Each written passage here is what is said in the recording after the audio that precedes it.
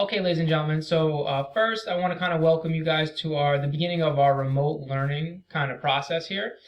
So it's new for me. It's going to be new for you guys as well. So I want to welcome you guys back. First off, I just want to let you guys know that you can come to our live Zoom sessions. So in a couple slides, I'll kind of get into exactly when our live Zoom sessions are going to be. And I would highly recommend that. This way, number one, we still kind of feel like a class a little bit. Number two, any questions that you might have, I can answer any of those questions as we kind of go through economics. Number three, I'm going to try and make the Zoom sessions very interactive. So if you're watching this video and you didn't attend our first session on Zoom, this is just going to be kind of like me lecturing about the topic, and there's not going to be a lot of interaction back and forth between me and you. If you attend the Zoom sessions, however, you will get a lot more interaction. It'll feel a lot more like class. There'll be question and answer periods. We'll try and break up into group discussions, and try and do a lot of things that we do in class, just kind of in the virtual form. So we're in kind of like unique circumstances. So as you guys know, I love history, so I wanted to kind of remind you guys that although this is unique, these are unique circumstances, America has been through a lot of tough times and a lot of difficult times in the past. So as a country, we went through the Great Depression, and we kind of struggled through that as a country as a whole. We went through World War II, where the country was asked to make a lot of sacrifices and kind of come together. And most recently, we went through September 11th, where New York City was devastated and the country was devastated through terrorist attacks. And really these events, if you look at all these events, they really kind of were able to bring Americans together. And the crisis kind of brought us closer together. So I think as a country, as we go through this crisis, it's unique, it's different than a lot of these past crises, but I think it could also kind of like unify us and bring us together in ways that we don't even realize at the moment. So kind of keep that in mind. And remember, we're kind of going through this situation together. And we have to kind of like try and work together and try and improve as far as the remote learning process, but then also kind of just, figure out how to kind of tackle this idea of, not being able to go outside and staying at home, and dealing with this unique situation. So to give you guys an idea of our class structure, so we are going to have live Zoom sessions. So for period 7, it will be on Mondays, and period 6 will be on Tuesdays. I'm going to try and do a live Zoom session for everybody on Wednesdays. And then Thursday and Friday will be broken up by period 7 and period 6 as well. So again, if you're watching this video, you didn't attend probably our first Zoom session, but I highly recommend that you do attend them. This way you get more of a feel of class, and you can kind of participate in discussion. I can help you guys in various different ways. We will have 3 assignments during the week. So we're going to have, an assignment that goes along with the first lesson, which would be for period 7 will be on Monday, for period 6 will be on Tuesday. So there'll be an assignment that goes with that. There'll be an assignment that correlates with the Zoom session that I do on Wednesday. And there'll be an assignment that correlates with what we do on Thursday, Friday. What I'm looking to do with Thursday, Friday is I'm trying to do thought talks with you guys on Thursday, Friday. That's kind of like the approach I'd like to take. So that's kind of the structure of the class going forward. How we're going to do speeches and how we're going to do exams. If we do exams and quizzes, we'll use Castle Learning to do that. Speeches, it depends on how long we have to do this remote learning. If it extends beyond April 20th, then we are going to have to figure out a way to do speeches. So I'm still kind of thinking about that, but we'll definitely try and utilize Zoom for speeches in our class. So just kind of keep those things in mind as we go forward as a class. How are you going to get your grades? So first thing is like your homework is going to be assigned through Edmodo, so you're going to get a homework grade that way. Quizzes potentially on Castle Learning is kind of how we get that, and then our speech grades potentially through Zoom. Again, some of this stuff is still a little bit up in the air, so I don't want to give you definites as far as how we're going to do it. Participation, I'm not really sure how we're going to grade participation in this time period, so I also have to kind of figure that out in order to kind of give you guys some grades. So first, I want to kind of thank you guys for kind of bearing with me through this whole process. And, it hasn't been easy. There's been a lot of confusion. I know I changed our plan quite a few times. And some of that had to do with the school changing their plan, and some of that had to do with me changing my plan. I really just want to kind of give you guys the best potential education possible and help you guys to keep learning in this process, in this time period, and not kind of lose out on your studies. And so that's kind of why I changed it a few times. So I apologize if that created any kind of confusion for you guys. All right, so we're going to jump into our first lesson. So our first lesson is kind of a review. So if you watched the video from last week from the other teacher, it's a review of like what is economics basically. And we're just going to kind of get a nice intro to economics this week. So really kind of economics is kind of this is the study really of this idea of scarcity and this idea of choice. And so what we're going to get into is like, what does it mean? Because you're making economic choices all the time and you don't even realize you're making economic choices. And so like we're going to kind of talk a little bit about that. So when we go through these lessons, please copy down the aim, take notes just like you would in class, structure it just like you would in class, and try and self-regulate a little bit, and try and take good quality notes on a piece of loose leaf paper. Okay, so first thing I want you guys to keep in mind, right? I want you guys to picture this situation. What if you won the lottery? Not just you won the lottery, but you won like the Mega Millions lottery, like the Powerball lottery. Like we're talking like $250 million, $300 million. Now, most people, myself included, if you won that amount of money, you would think, wow, I'm set for life. My children are set for life. My grandchildren are set for life. There's no conceivable way I can waste away and spend away this money. Now, hopefully you'd be smart, and I'm going to hopefully teach you guys some smart economic decisions that you would make if you ever find yourself with that kind of money or any serious amount of money. But the truth, unfortunately, is not what you guys would think. So the truth is that lottery winners are more likely to declare bankruptcy within 3 to 5 years than the average person. Now, let's stop and think a little bit about this. Why would that be the case, right? You all of a sudden, I mean, $250 million is incredible jackpot. Let's say you won like the regular lottery, like $2, $3 million, $4 million, right? Still an incredible amount of money. How is it possible that these people are more likely to become bankrupt than the average person who's just working, their average job? And when you understand this, you kind of understand economics a little bit.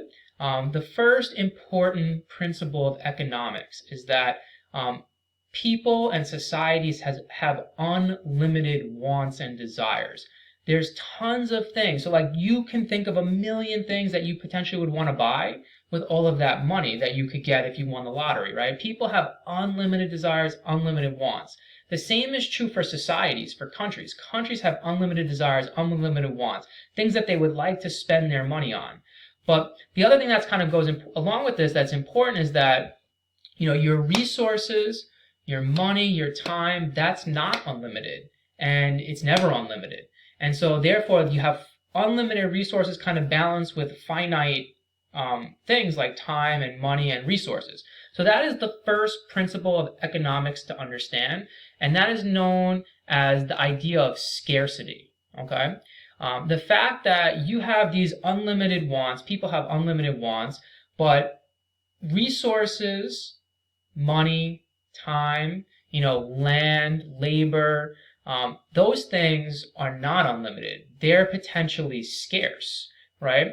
And so therefore, you have to try and figure out how do we balance these two things, right? How do we balance the unlimited desires, the unlimited wants, with the limited resources that we have?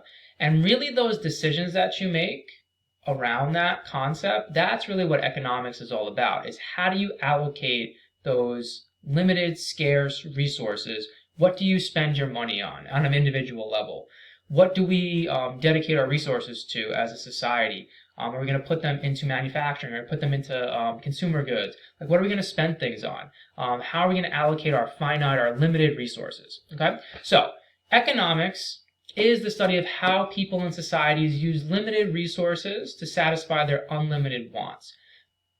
You have to make choices. You have to pick and choose what you want to do in order to satisfy these unlimited wants that are out there.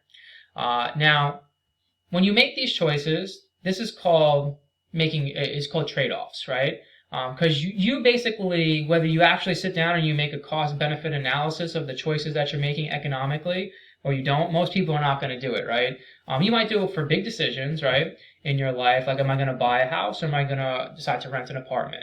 Am I going to move to a new city? Maybe there's a new job opportunity that opens up for me in, let's say, Kansas City. Right? Or am I going to move to Kansas City, or am I going to stay here in New York? What are the costs and benefits? Now, you might make a cost benefit of all different kinds of things like social dynamics, and what does the city have to offer? Same thing with the house, like, what is the lifestyle going to be like? But you're also going to do economically, what are the costs and benefits of making this choice? Because you have a limited amount of money. Can you afford it? Will it fit into my budget? So you have to make these trade-offs. Sometimes you're going to make decisions based off of like these trade-offs that you're trying to make. So a good example of this is like a lot of teachers in our school might live way out in Long Island, right? The reason for that, they're making a trade-off. They know they're going to have a long commute. It's going to cost them gas money, but they think the lifestyle and living out there is going to be better than living, let's say, closer into the city. Okay, so those are like an example of trade-offs. So what this principle really is called, what this means is this is the idea of opportunity costs. Okay, so when you make these choices, there's always the second best option, right? So let's say, for example, I decide to buy a house instead of renting an apartment.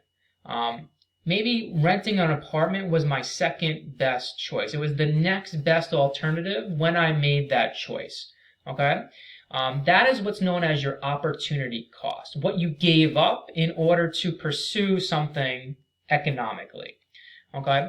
And so your opportunity cost can be different depending on the person. It depends on the individual, right? My opportunity cost might not be the same as your opportunity cost in all given situations.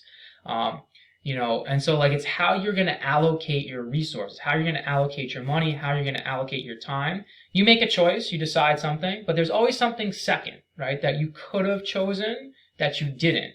And so that's your opportunity cost. That's what you've given up in order to pursue your decision. Okay, so I think it's best to kind of take a look at this through examples. So I figured I'd use myself as an example, and like, what do I want? So what you're looking at here is actually my farm that I have upstate. So I think I mentioned to you guys that I have a farm upstate. And so like I love to go up there. I go up there in the summer, like vacations, weekends. Sometimes I go up there. So this is actually before I built my house on the property. So my house is kind of like right here on the property. So I used to just go up there and go camping and do different things. But I love to go up there and just hang out. So I had some plans for like what I wanted to buy for this summer. For my property upstate. Now, given what happened, we kind of like we're at home, we have remote learning. So as you guys know, I coach the baseball team and we no longer have a season. So because of that, I'm no longer getting paid a salary to coach the baseball team. So I'm losing out on some money. So I'm going to have some economic choices that I have to make. I had planned economically for having that income, and now I don't have it. So there's certain things I had planned to buy, and now I have to make some choices. So first thing I wanted to buy was a tractor. So you guys can laugh at me if you want. I wanted to buy a tractor to take care of my property. Now a tractor, these are not necessarily the real prices. I'm just going to give you guys like fictitious prices, but let's say the tractor costs about $5,000, right? So that was the first thing I wanted to buy. Second thing I wanted to do is actually wanted to build a shed. So the materials are going to cost a lot of money. You actually have to have the labor and build it. I was planning to build it myself. So that's going to cost about $2,000. Last thing I wanted to do is I have a house up there, but I don't have blinds in my house. So I have to kind of get some blinds for my house. So that's potentially going to cost around, let's say like $1,000, let's say for our blinds, right? So I try to use nice even numbers for you. Now I have a decision to make because I don't have that much money in my savings. If I had coached the baseball team, I would have enough money to do all of those different things. That's how I had planned it out for the summer. But that's no longer going to be the case. So all I have in my savings is $5,000, right? So you have to think, I have potential choices to make. I could buy the tractor and only the tractor. Or I could buy the blinds and build a shed and not get the tractor and still have some money left over and maybe try and get a used tractor, like a not as nice of a tractor. So I have a decision to make. So in my head, I'll tell you what I'm going to do. I'm going to try and buy the tractor. I think to me that's the number one priority.